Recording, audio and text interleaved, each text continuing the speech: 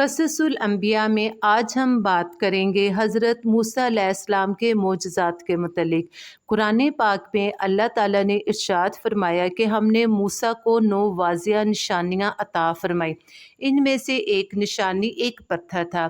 یہ پتھر ہمیشہ حضرت موسیٰ علیہ السلام کے پاس رہتا تھا۔ یہ پتھر 1 ہاتھ لمبا اور 1 ہاتھ چوڑا چکور پتھر تھا۔ اس مبارک پتھر کے ذریعے حضرت موسیٰ علیہ السلام نے بنی اسرائیل کے 12 قبیلوں کے لیے 12 پانی کے چشمے بھی جاری کیے تھے۔ اس پتھر کا پہلا عجیب کارنامہ جو کہ حقیقت میں حضرت موسیٰ کا معجزہ تھا، وہ اس پتھر کی دانشمندانہ لمبی دوڑ تھی۔ روایتوں میں آتا ہے کہ بنی اسرائیل کا یہ عام دستور تھا کہ وہ بالکل ننگے بدن ہو کر مجمع عام میں غسل کیا کرتے تھے۔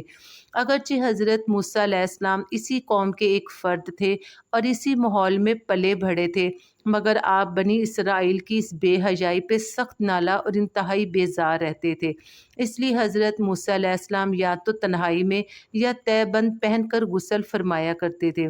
چونکہ اللہ تعالیٰ نے حضرت موسیٰ علیہ السلام کو نبوت اور رسالت کی عظمت سے بھی سرفراز فرما دیا تھا، اس لیے آپ کی عصمت نبوت بھلا اس حیا سوز بے شرمی کو کب گوارا کر سکتی تھی۔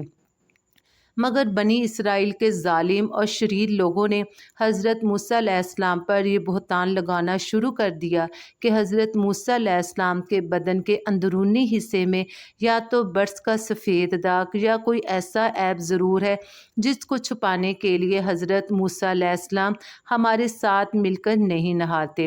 ان ظالم اور شریر لوگوں نے اس تہمت کا اس قدر اور اس محفل میں اس قدر پروپیگنڈا کیا کہ اس تہمت کی وجہ سے حضرت موسیٰ علیہ السلام کو بڑا صدمہ اور رنج و غم گزرا اور آپ بڑی کوفت اور اذیت میں پڑ گئے۔ تو اللہ تعالیٰ کو اپنے پیارے پیغمبر کی اس کوفت اذیت کا ازالہ کرنا مقصود تھا، اس لیے اللہ تعالیٰ نے ایک ایسا ذریعہ پیدا فرما دیا کہ یکدم ہی بنی اسرائیل کے پروپیگنڈا اور ان کے شکوک و شبہات کے بادل چھٹ گئے اور حضرت موسیٰ علیہ السلام کی برات اور بے عیبی کا سورج آفتاب عالم تاب سے زیادہ روشن و آشکار ہو گیا۔ ایک دن حضرت موسیٰ علیہ السلام پہاڑ کے دامن میں چھپے ہوئے ایک چشمے پر غسل کے لیے تشریف لے گئے اور یہ دیکھ کر کہ یہاں دور دور تک کسی انسان کا نام و نشان نہیں ہے، حضرت موسیٰ نے اپنے تمام کپڑوں کو ایک پتھر پہ رکھا اور بالکل ننگے بدن ہو کر غسل فرمانے لگے۔ حضرت موسیٰ نے جب غسل فرما لیا، آپ لباس پہننے کے لیے پتھر کے پاس پہنچے تو اچانک ہی آپ حیران رہ گئے کہ پتھر آپ کے کپڑوں کو لے کر سرپٹ بھاگنا شروع ہو گیا۔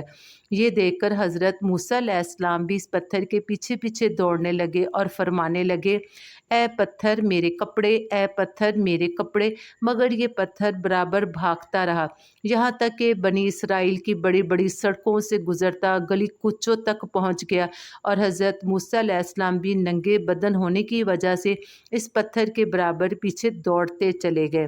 اس طرح بنی اسرائیل کے ہر چھوٹے بڑے نے اپنی آنکھوں سے دیکھ لیا کہ حضرت موسیٰ علیہ السلام سر سے پاؤں تک آپ کے مقدس بدن میں کہیں بھی کوئی عیب نہیں ہے، بلکہ حضرت موسیٰ کا جسم اقدس کا ہر حصہ حسن و جمال میں اس قدر نقطۂ کمال کو پہنچا ہوا ہے کہ عام انسانوں میں اس کی مثال ملنا ہی مشکل ہے۔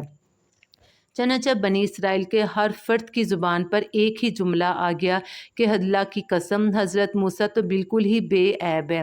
جب یہ پتھر پوری طرح حضرت موسیٰ علیہ السلام کی برات کا اعلان کر چکا تو خود بخود ٹھہر گیا۔ حضرت موسیٰ علیہ السلام نے جلدی سے اپنا لباس پہن لیا اور اس پتھر کو اٹھا کر اپنے تھیلے میں رکھ لیا۔ اسی واقعے کے متعلق قرآن پاک میں سورۃ احزاب میں اللہ تعالیٰ نے ارشاد فرمایا ہے، اے ایمان والو، تم ان لوگوں کی طرح مت ہو جاؤ جنہوں نے تہمت لگا کر موسیٰ کو دکھ دیا تھا۔ تو اللہ تعالیٰ نے حضرت موسیٰ کو ان لوگوں کی بکواس سے بری فرما دیا اور وہ اللہ کے نزدیک بہت آبرو والے ہیں۔ ملتے ہیں کل۔